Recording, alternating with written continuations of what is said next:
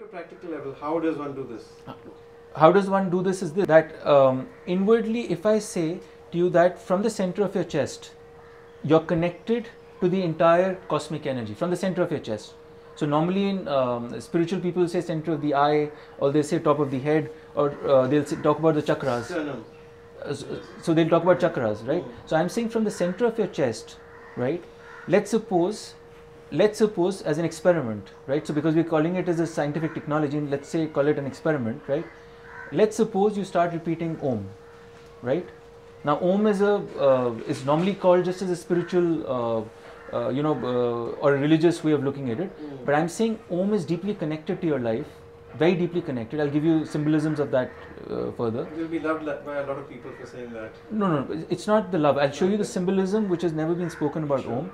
And so from the center of your chest, right, you start repeating Om. Let's suppose right now, you start repeating Om once, twice, silently, quietly, right? Those cosmic waters around you are made out of the signals of the Om sound vibration, right? They're made out of the signals of those. It's all around you.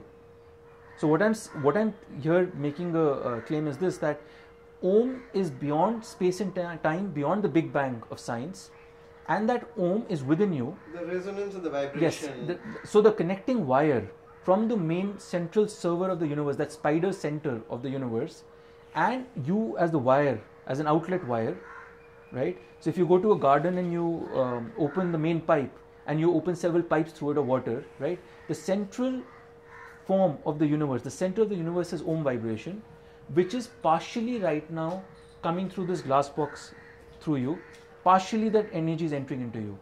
What we want is, we want that vibration of Om to fully enter into you. So we want to break, after repeating Om, this glass box of ego around you starts breaking down. So the small tiny... You mean, repeating Om itself will break that glass box of ego Yes. down? How does that work? I'll tell you how does that work. So let's first understand Om, what it is in its deepest vibration. So I'll take you deep into what Om is, right? So the first letter A of Om, right, is connected with the entire physical universe, right? So the vibration A is the vibration of entire space, the physical universe, the physical world, right? So we have A, U and M in Om. So A becomes the physical vibration of the universe, the physical mastery of the entire universe. Some people spend it OM. Yes, so I'll get to that also. How you get to OM also? How is it OM and how is it AUM and the differentiation? The significance. Right? Yes, and so A, when you're repeating A, you're connecting with the entire physical world, the vibration, the sound vibration of the physical world, right? Now, what I'm saying is that beyond the Big Bang, there's a sound vibration of Om which is happening, right? Now, if you look at Om, it's very strange also. It's the Sanskrit Om looks like 3. So we'll get to 3 later of Om. It's right? the silence of the universe, or the resonance and vibration of the universe, Om, or the sound of the universe. Sound of the universe is, starting sound is Om and silence. The birth of Om. It's the continuation of the Big Bang. Yes. Last. So see, science says that beyond the Big Bang, space and time collapses, right? So we don't know what is beyond the Big Bang. We can't answer it, right? But the Om continues. What I'm saying is, beyond the Big Bang, even in a spaceless, timeless state, as if there's a space of eternity, right? Where time stands still, past, present, future is seen in one shot, right? Om is resonating there 3 as a number 3, or as Om in Sanskrit. And why I mentioned 3 and Om, the connection between that. But first let me complete, we'll get to the 3 element. Let's first continue with A as being the physical universe. So when you're repeating A within the center of your chest, you're connecting with the entire physical space and time of the universe, entire physicality of the universe. So every plant, tree, human being physically is in that vibration A. So we had geniuses, spiritual, scientific geniuses in the Rigveda, in the Upanishads, the Rishis, right, who tried to compress the entire equation of the universe. They said it was a 4-fold word. So Om is 4-fold, not just 3. So there's a secrecy on the 4th vibration, right? So they said within these 4-fold words of Om, so A, U, M, and the vibration which resonates after Om. So you say Om, and then there's a M sound which resonates after that. That's called the 4th vibration. So we're also going to get to the 4th vibration. So what they said, that we want to compress the entire universe as an equation, right? Like you have force is equal to mass into acceleration as Newton's equations. You have E is equal to mc square as Einstein's equations. So they wanted to compress the entire universe as a universal one theory of the universe into this fourfold Om. So that's why they said the whole physical world is compressed into letter A, right? The whole mind world of imagination and reasoning, right, is connected to the letter U. So which means that if you repeated Om several times over, let's suppose you were repeating it 1,000 times in the center of your chest, you made it go to 10,000 times, let's suppose. So which means after repeating U, you were entering into the mind universe, this mind vibrations which are coming from the outside, the universal mind of the universe. Those waters start pouring into you, breaking the glasses of this ego, this glass box around you, right? So U is the world of imagination and reasoning, right? So if you look at all science and technology, the development behind that is imagination and reasoning. It's an imaginative reasoning which is happening behind science and technology. They have metaphors which convert into equations. So metaphors of sciences are basically mathematical equations. So every genius had a metaphor. First he got the metaphor, the vision of the metaphor in his mind, and then he got the mathematical equation followed later. This was even commented by Einstein. Surely you're speaking metaphorically as well. Yes, I am speaking metaphorically, but I'm giving you the universal theory of the universe, right? This was Einstein's final dream that he tried after E is equal to mc square, that where he wanted to combine all equations of physics, right, into a singular equation, because right now all the equations of physics, you have classical physics, you have quantum physics, all those equations can just come onto your t-shirt like that. There's just a couple of them, and rest are derivations out of that.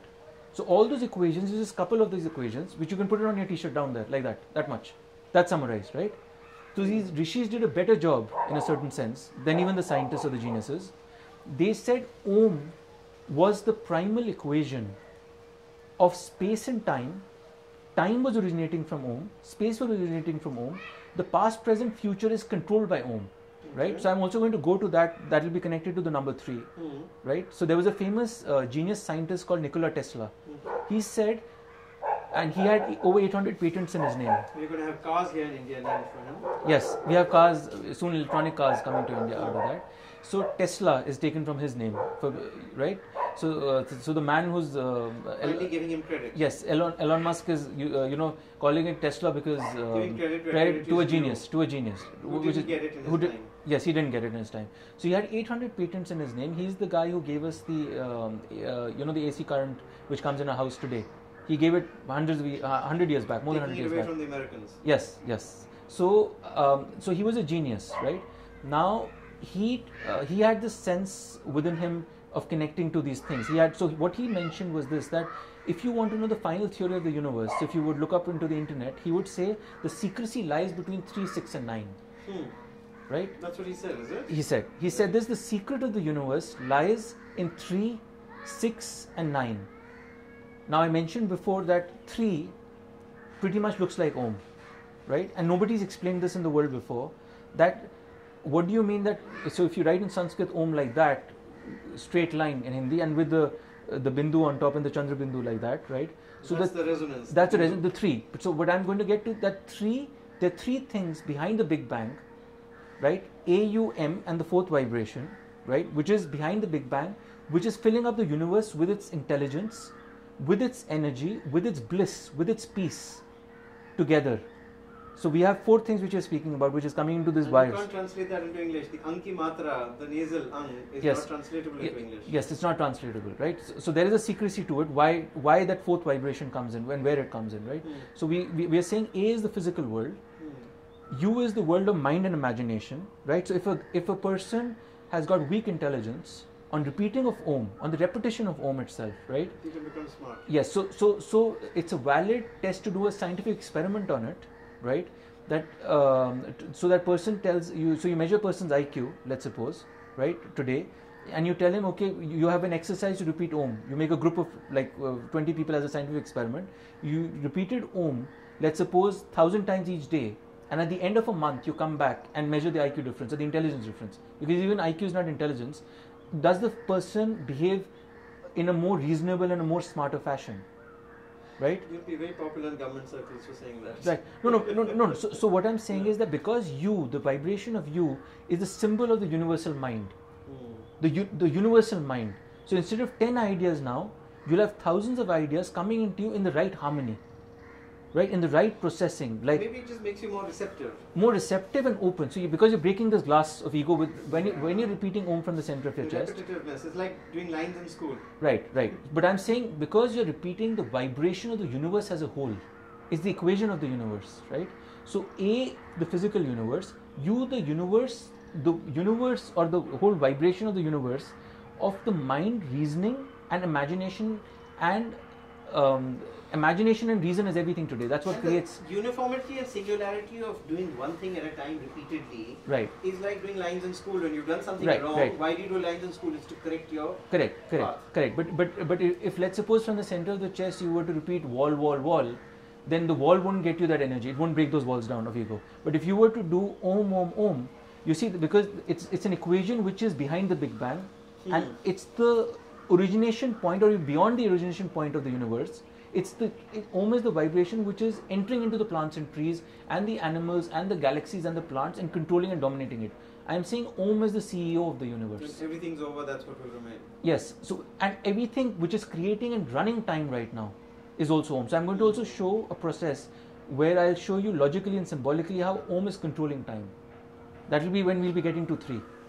Tesla's thing. Let's get there now. Let's get there now. Yeah. So we'll leave the M part for later. Yeah. Okay, so let's get to 3. Now 3, if you look at 3, where is 3 mostly in time involved in our life, practical life? So you have 30 days in a month, right? So it starts with 3, leaving the exception of February, right? 30 days in a month starting with 3. So 3 is the starting. So our whole month gets compressed either in 30 days or 31 days. So why does it only start with 3? Why not with 2? Why not with 4?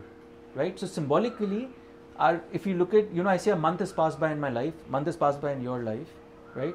So why is 3 occurring as 30 days or 31 days? 3 is the starting point, right? When we say a year has passed by, what do you say? 365 days. Again 3, right? Again 3. So again symbolically 3 is present, right? If you say 12 months in a year, 1 plus 2 again is 3. I'm speaking numerologically. I know, but I'm giving you a symbolic logic here that 30 days in a month, 31 days in a month cannot be so coincidental that nobody's wondered that why 3 and Om looks together. So 3 is here. Why couldn't it be 25 days or 21 days finishing of a month? Why couldn't it be 41 days? Correct, but I'm showing you a deeper logic to it, a symbolic spiritual logic to it. So it's it cannot be a complete coincidence that 31 days, 30 days, 12 months of the year, 1 plus 2, 3, 365 days couldn't be a coincidence. More. Come on, right. Come up with more. More stuff is this, that look at your eyebrows, how it moves. 3, right? 3 like that. Some people have knitted eyebrows. I know, but mostly if you'll see the shape goes 3 like that, right? Look at your lips, 3 like that, right? Look at your nostrils, 3 like that, right? Look at, in the Indian mythology, Shivji, Trishul, 3 like that, right? 3 like that, keep going, right? And then if you look at Shiva as a god, right? And in his symbol, he has this times Damru, right? Times Damru, right? And then this Trishul, the 3, which means 3 is connection with time, right? So what I'm trying to tell you here is this, that if you look at, and this is a universally accepted fact, any country, any culture, same months go by, same 365 days goes by, the same thing goes by everywhere. Human beings have the same kind of faces, right? So what I'm saying is time itself symbolically is showing that it's 3. Okay. It's connected with 3. So what I'm saying is I'm listening, but I'm not convinced. Okay, so I'm going to give further, right? So what I'm saying is this, that Tesla said this, that 369 is the secret of the universe. He left it unexplained. He left it completely unexplained. The only tangible reason how you can get to this is this, that symbolism of the symbolic reasoning of the dates go there. You understand that, but the more thing comes in here with you when you start repeating Om. You start feeling. I'll tell you what you start feeling. Now I need to give a physical analogy, right? So the glass box around you starts breaking down. The cosmic waters from around you of intelligence and energy, which is pushing into all nature, this field of intelligence. So we need to, in science and in technology, to accept this fact that around us we are transmitting devices, and if we open ourselves. What if moronicness starts coming in? No, because a lot of people are surrounded by you are moronic. No. So what you need to know what to take in. Yes, no. So Om vibration itself, any person who has ever repeated Om 1,000 times, even 10 times, okay, by his very feeling will say that, you know, I feel silent, I feel quiet, right? So Om's vibration by itself will lead you to silence in the mind. So we spoke about that this civilization is moving towards this entire velocity and speed, and as if a breakdown of speed, right? Now Om can balance this speed. If the universe is like a speeding car with, you know, so much coming in, so much data coming in, so much information coming in, so much of technology coming in, that the mind is so boggled that it can't take all this in together, right? Now Om, anybody repeating it as a test with his internal test. So for example, if I asked you to have coffee or asked you to have a mango, you can tell me that I had a mango, you had a mango, we had a similar taste experience, right? We don't need a scientist to tell us that. Mango over coffee. Mango or a coffee or anything which we would have, right? We can tell that, okay, this is the kind of feeling which I have with this food, right? We can tell you, I can tell you the experience of food, and so can you. We have a piece of chocolate, we can tell this is what it feels like. So what I'm saying is, when you start repeating Om, the experience which everyone will tell you is that my mind is now silent. My mind is quiet. You see, so if your mind, by repeating Om, becomes silent, and everybody, 1,000 people tell you the same thing on experiments, as a scientific experiment, 10,000 people tell you the same thing, 50,000 people tell you the same thing, then it becomes a law. So that's how we can silence people. Force them to say Om, silence them once and for all. No. So what I'm saying is that that's a nice way to look at it, right? But what we are saying is Om, the vibe. Now coming to the third letter of Om. When you say AUM, M is the vibration which is of silence. It is that reality which is above the mind. It's the resonance. It's a resonance with the highest reality, M, right? Which is the point of silence. So at that point of silence, what is happening is, so they give an analogy in the Upanishads that this whole universe is like an inverted tree. So they say this whole universe is like an inverted tree, and what I'm saying is that the seed of the universe, there's Om, and that inverted tree, we are like leaves falling down from the inverted tree. There's connecting wires, the spider which we were speaking about, everything, all of that, right? So the whole universe is like an inverted tree with Om's vibration at the beej, at the seed level, right? So that's why you also call beej mantras in Sanskrit, right? So there's a beej of Om which is pushing through the all the branches of the tree, and we are leaves looping downwards, right? Getting pushed in by that Om energy, right? So if you look at a tree from a top view, you could also call it like it's more like it could also feel like a spider, the analogy I gave before. Also, if you look at your own eye, there's a central point of the eye, and then there's this complete, if you look at your eye, the human eye symbolically again, right? What is it? There's a central point of the eye, and then there's branches sprouting out from the eye. If you just look at it as an artist, right now, not like a scientist, but like an artist, right? So what is it? It's like a cornea center, and then from the center, there's a whole movement outside, right? So what I'm saying is that the universe is symbolic in its logic. It's not, because it's an intelligent energy, so this is the signature of the artist who's painting the universe. This is the signature of the artist. Because Om is creating the universe as the CEO of the universe, it's working through a technology of a wired link. That's why we have the World Wide Web. They call it like a link. So we are linked. Like each computer is linked to the other computer when we send an email. So the web is significant. The web is significant. So World Wide Web. Why only www? So we were waiting for the internet to give us relevance. Yes, but the web, the idea of the web or the spider was mentioned in the Upanishads already, thousands of years back. And why the web today? So easy, right? So why does it come only by the name of World Wide Web, right? So I'm giving you an analogy of a web. We all human beings are like an interconnected web of a spider, right? Or like this inverted tree, which is the same way of looking at it, right? So, and a human eye has got the central thing, that vision. When we say, open your eyes, when we say, open your mind, why don't you open your inner eyes? We speak of that as a metaphor to the mind. When we tell a person, why don't you open your inner mind and see this thing which I'm telling you, right?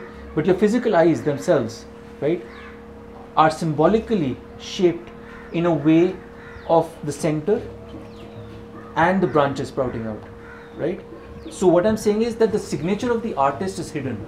Who's painting this universe is smart, super smart, and when people are super smart, what they do is they know that, so reality itself, though it expresses itself, but the secrecies of its own reality, of its own self, So there's a famous quote, somebody has said that nature loves to hide.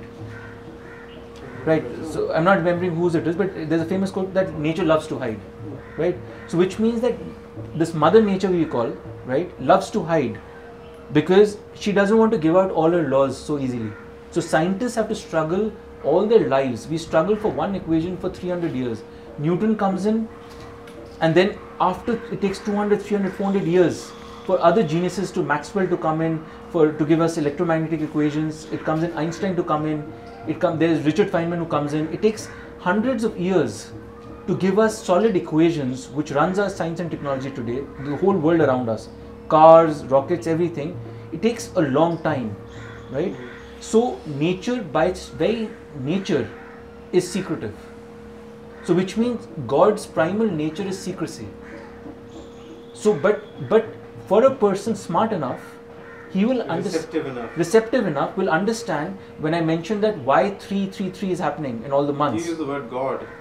Isn't that a dangerous word? No. We'll come to that later. Right now we are calling it intelligent universal cosmic energy. I prefer that. Right? So intelligent universal cosmic energy. Right? People call it, you can give it a name God. Right? But what I'm saying is primarily behind the Big Bang, those three things, if I want to give the name to those three things, would be endless silence is there in the universe, backing up the power of the universe. There's endless intelligence in the universe, number 2. Number 3, there's endless force executing that intelligence. So there's a vision. So first point I mentioned was silence. Second, there's a vision and a plan, like an architect plans something. Right. Second point, it's got a planning capacity of intelligence, strategic planning capacity, like a CEO of a company would have, a vision where I want the universe to go. Right. So it's got a planning capacity. Otherwise, we won't have such a gigantic organization of the universe running in synchronization with numbers and the right formulas work in the right places. The whole galaxies taking a complete timing to themselves. So everything is so well timed that shows that there's planning happening.